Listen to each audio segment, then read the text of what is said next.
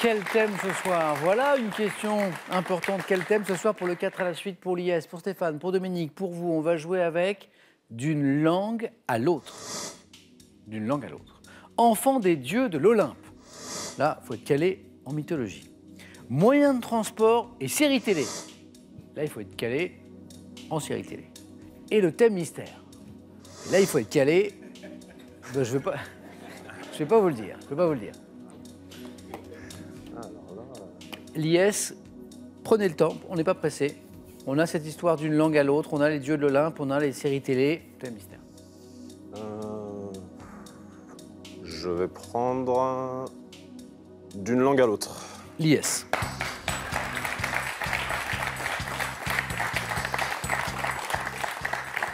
Donc d'une langue à l'autre pour un professeur, mais pas de lettres, de mathématiques.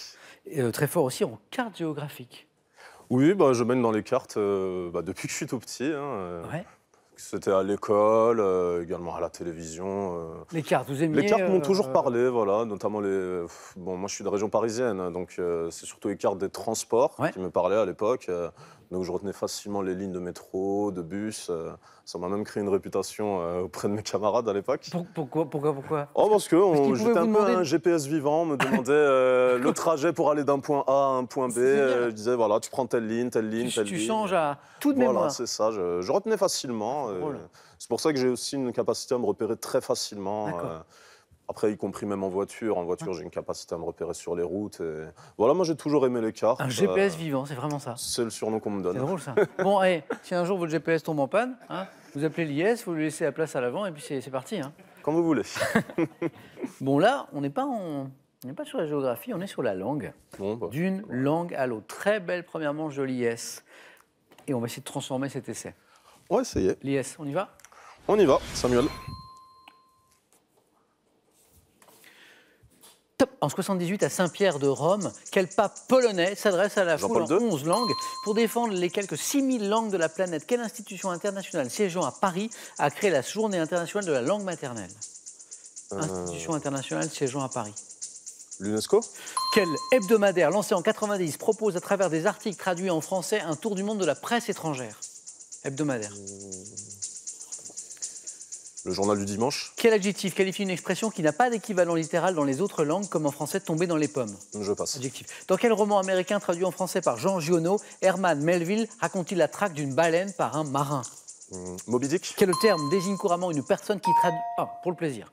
Quel terme désigne couramment une personne qui traduit oralement une langue dans une autre? Un interprète? Exactement, encore une bonne réponse. L'IS, 2 points. L'hebdo qui a été lancé en 90 et qui propose, à travers des articles qui sont traduits en français, un tour du monde de la presse étrangère. Vous le connaissez, c'est Courrier International. Exactement.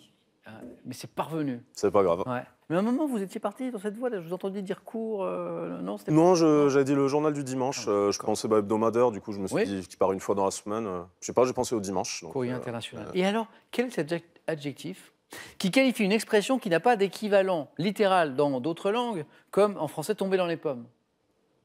Non, ou alors en anglais, c'est it rains cats and dogs, par exemple, ou il pleut des halbardes. En fait, il n'y a pas d'équivalent littéral dans une autre langue. L'adjectif, c'est idiomatique. C'est une expression idiomatique. Propre à une langue. Propre à un idiome, propre à une langue, exactement. L'IS, 2 points. Merci. Merci à vous. Stéphane, pour vous, j'ai les enfants des dieux de l'Olympe, mais j'ai aussi les moyens de transport et séries télé, et j'ai toujours le thème mystère. On va se risquer au thème mystère. On y va? Ouais. Stéphane.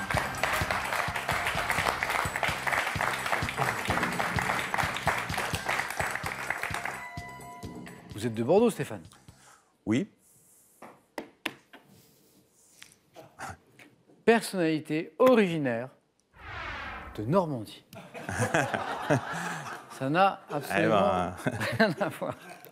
Bon, on n'a pas besoin d'être de Normandie pour connaître les personnalités originaires de Normandie par définition. Si ce sont des personnalités, c'est qu'elles sont connues, évidemment. Stéphane, baptême de l'air en Concorde, s'il vous plaît. Waouh!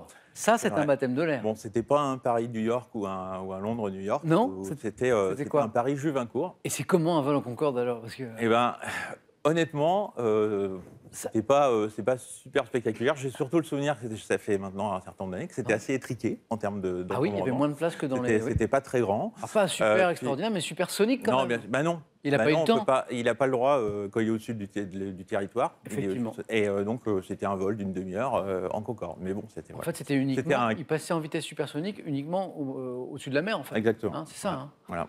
Mais bon, c'est quand même un sacré baptême de l'air. Absolument. Bon, là, c'est pas un baptême de 4 à la suite, Stéphane. Vous avez déjà joué à ce jeu? Non. Ah, donc c'est un baptême de 4 à la suite aussi. Absolument. On reste avec les baptêmes.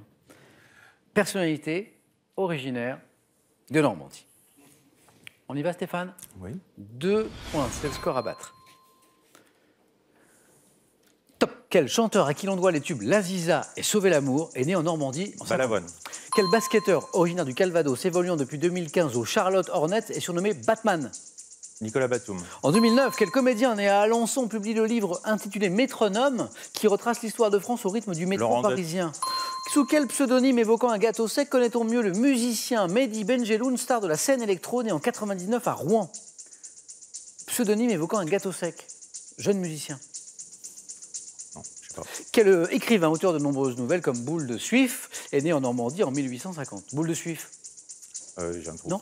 À quel peintre né à Honfleur, considéré comme un précurseur de l'impressionnisme, doit-on la toile Trouville, scène de plage en 1884? Peintre né à Honfleur, précurseur de l'impressionnisme, Eugène Delacroix. Boudin. Boudin. Exactement. Eugène Boudin. Et 3 points pour Stéphane qui vient de se qualifier. Stéphane, restez avec moi. Stéphane, venez. Oh, pardon. Non, pas de souci. Je vous fais courir, mais je voulais revenir avec vous sur les questions. 3 bonnes réponses. Laurent Deutsch. Métronome, qui retrace l'histoire de France au rythme du métro parisien. Ça, c'est pour vous, l'IS. Nicolas Batum, alias Batman, le basketteur, et Daniel Balavoine, notamment l'Aziza. Boule de Suif, ça nous emmène du côté de Maupassant. Et alors, l'IS qui nous a prouvé depuis le début de l'émission que la musique, ça marchait très bien. Sous quel pseudonyme évoquant un gâteau sec connaît-on mieux le musicien Mehdi Benjeloun, star de la scène électro, né en 99, il est tout jeune à Rouen, l'IS. Petit biscuit. Petit biscuit, bonne réponse, l'IS. Stéphane, bravo. Qualifié, allez-y Stéphane.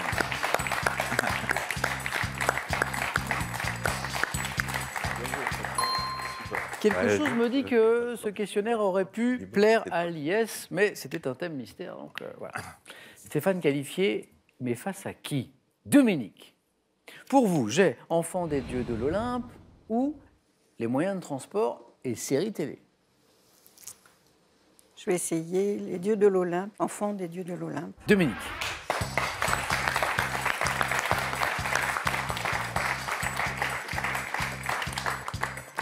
Vous êtes un peu série télé quand même ou pas trop? Pas trop, non. C'est pas une de vos passions? Pas trop, non. Dominique, 2 bonnes réponses d'affilée, vous êtes dans la course. Si vous faites plus, le face-à-face est pour vous. Dominique, êtes-vous prête? Oui.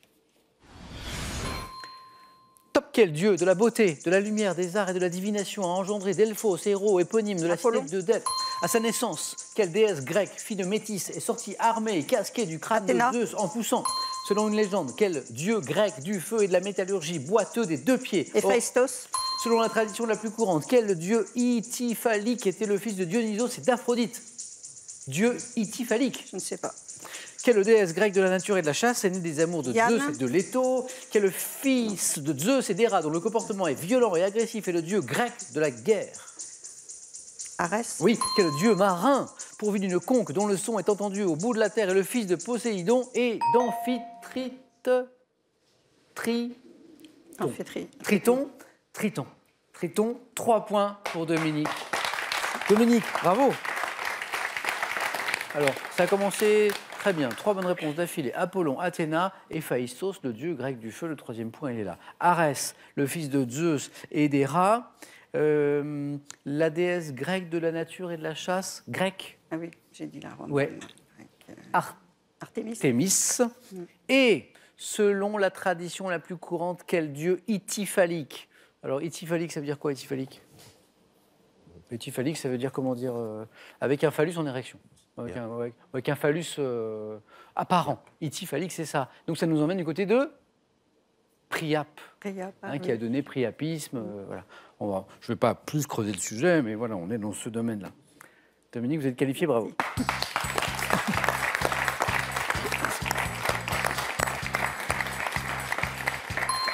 Dommage, Lies. Dommage. Il ne manquait qu'un courrier. Ah ouais, eh oui, un courrier international. International, Dommage, en plus, parce que ouais. la première manche était une belle première manche. Lies, bravo quand même pour ce parcours. Merci beaucoup. Bon retour à la Courneuve. C'est l'heure de jeu. Un petit coucou à tous vos élèves qui vous suivaient peut-être ce soir. Et ce cadeau, Lies, ce cadeau est pour vous. Merci. Voyagez en toute élégance avec mesbagages.com, site internet de vente en ligne de bagages, qui vous offre cette valise tendance et son vanity case. Prenez soin de vous. Avec ces ouvrages, véritables mines de conseils et de recettes et quelques ingrédients naturels et faciles à trouver, réalisez les cosmétiques que vous voulez et adoptez les gestes qui vous conviennent. Une voiture, 5 000 € à gagner là maintenant tout de suite avec cette question. Complétez les paroles de cette opérette que vous connaissez. La Belle de Cadix a les yeux de 1 velours de lynx. 32-43 pour la bonne réponse par SMS 1 ou 2 au 7-10-20 et tirage au sort parmi les bonnes réponses. Qui sera sacré ce soir, Dominique ou bien Stéphane? Réponse dans le face-à-face, ça se joue dans une petite minute. A tout de suite sur France 3.